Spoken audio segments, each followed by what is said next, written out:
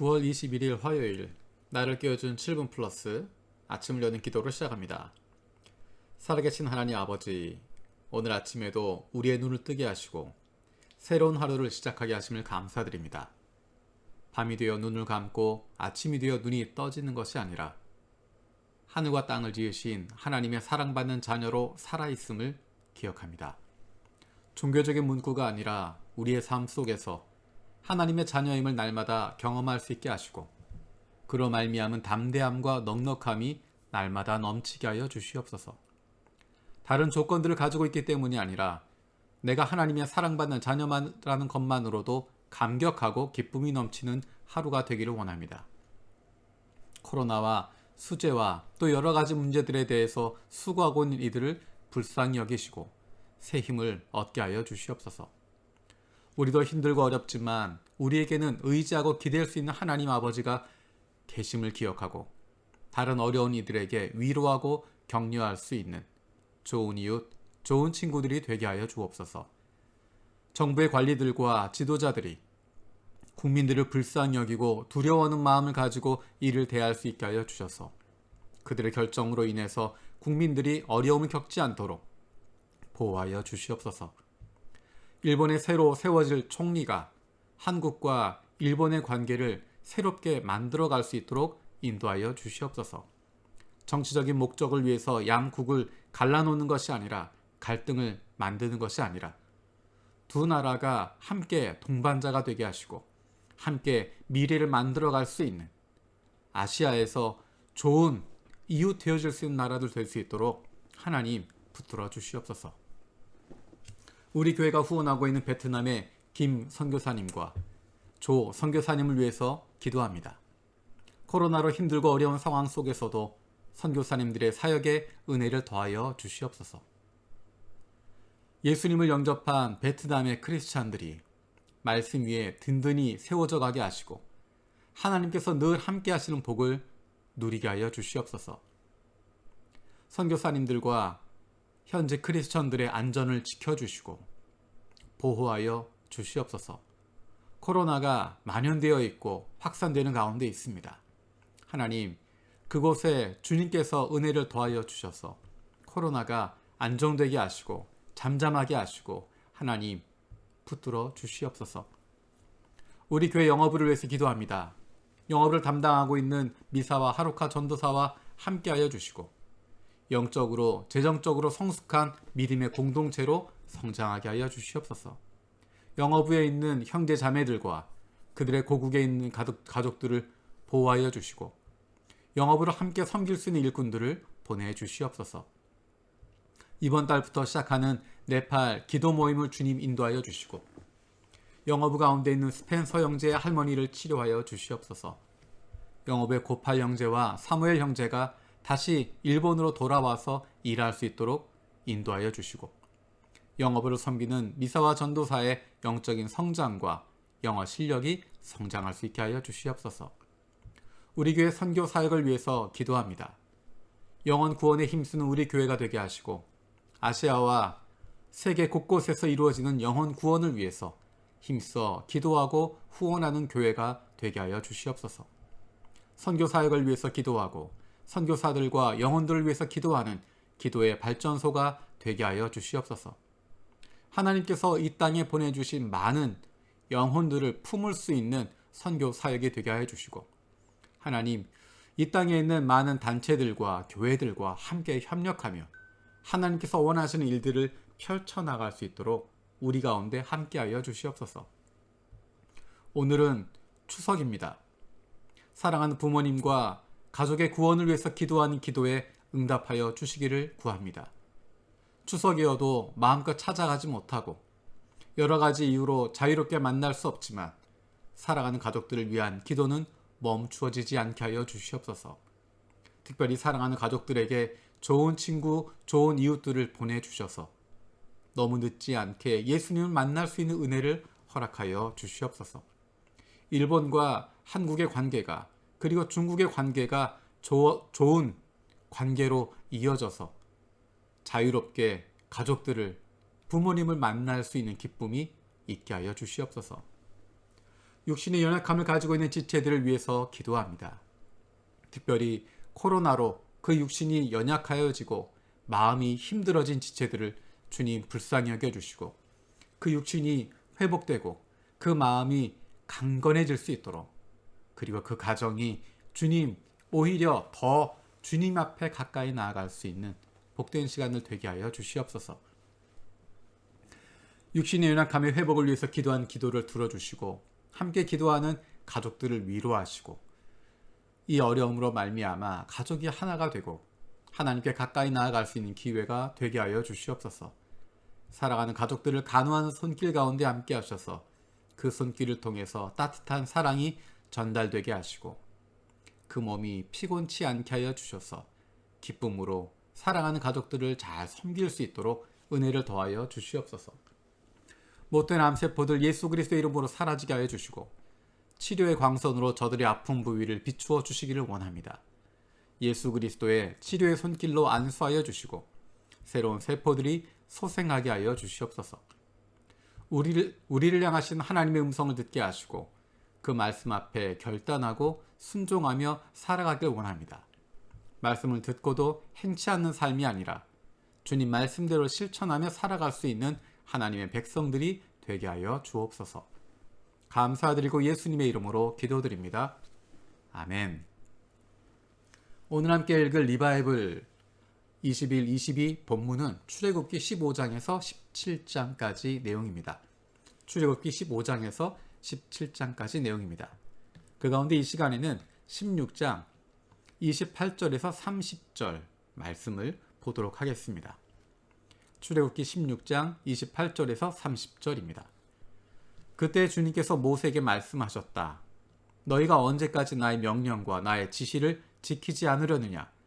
내가 너희에게 안식일을 주었으니 엿새 날에는 내가 너희에게 양식 이틀치를 준다.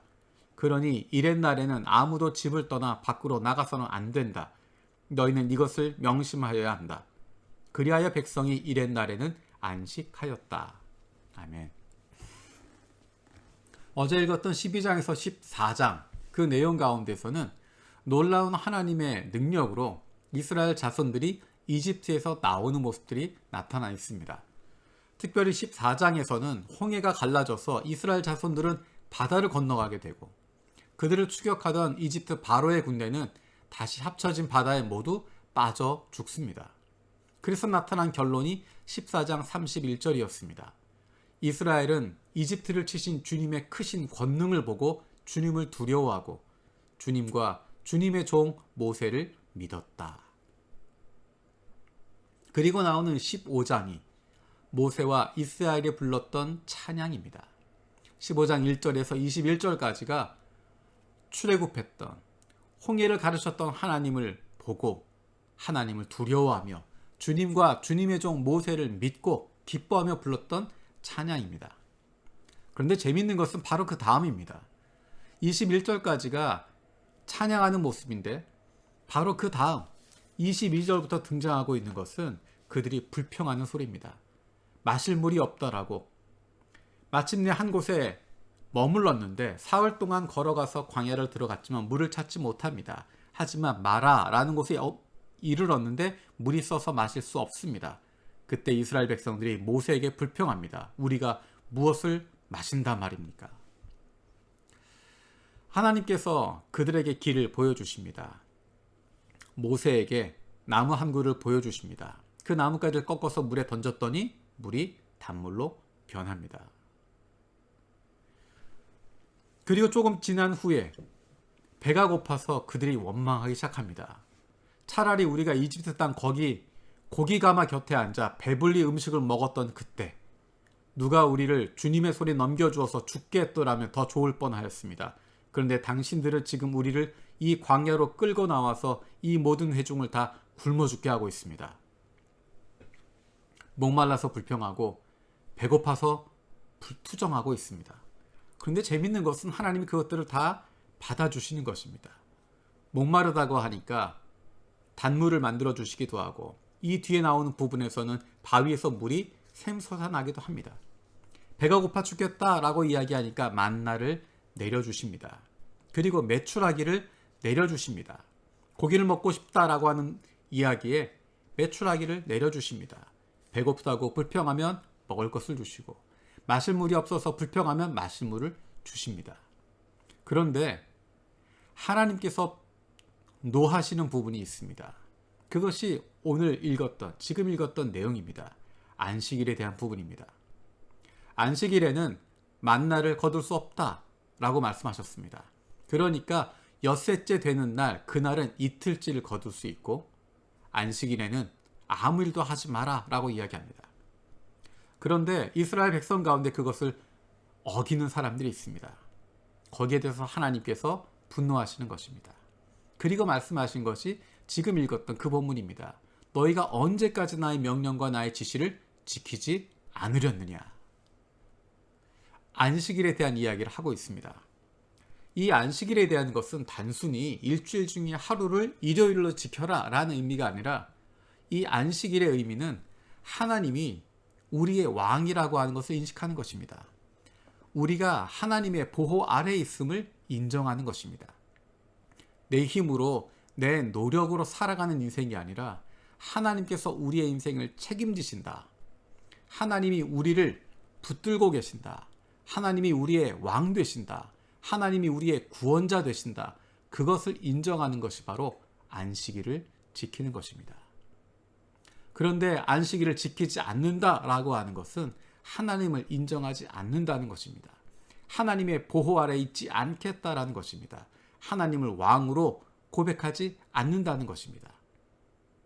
하나님께서는 그의 백성들이 배고파하는 것, 목말라 하는 것, 불편해하는 것, 힘들어하는 것, 그렇게 불평하는 것에 대해서 들어주십니다. 해결해 주십니다. 하지만 하나님의 권위에 대해서 도전하는 것에 대해서는 분명히 아니라고 말씀하십니다.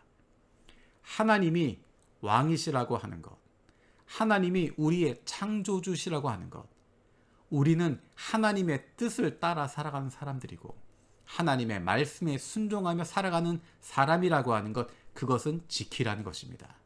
선을 넘지 말라는 것입니다. 그 선이 하나님은 하나님이시고 우리는 그의 백성이고 그의 피조물이라고 하는 것, 우리는 하나님 말씀에 순종하고 살아가는 하나님의 보호 아래에 있는 백성입니다 라고 하는 표시가 바로 안식일을 지키는 것이었습니다. 하나님께서는 이스라엘 백성들을 구원하신 하나님이시고 그들을 보호하시는, 그의 백성들을 보호하시고 인도하시는 왕 되신 하나님이십니다. 저와 여러분도 그 하나님의 보호 아래에 있습니다. 하나님이 우리의 왕 되시고 하나님이 우리의 아버지가 되십니다. 아버지가 우리의 인생을 책임져 주십니다. 우리의 왕이 백성들의 삶을 보호해 주시고 책임져 주십니다. 우리는 그 하나님을 믿고 순종하고 의지하고 나가는 것입니다. 배고프면 배고프다고 이야기할 수 있고 목마르면 목마르다고 이야기할 수 있습니다. 힘들고 어려운 것 언제든지 하나님께 말씀드릴 수 있습니다. 하나님께서 해결해 주십니다. 왜냐하면 우리는 그분의 백성이고 그분의 자녀이기 때문입니다. 하나님 우리의 왕 되시고 우리의 아버지 되십니다. 주님께서 가르쳐 주신 기도로 마치겠습니다.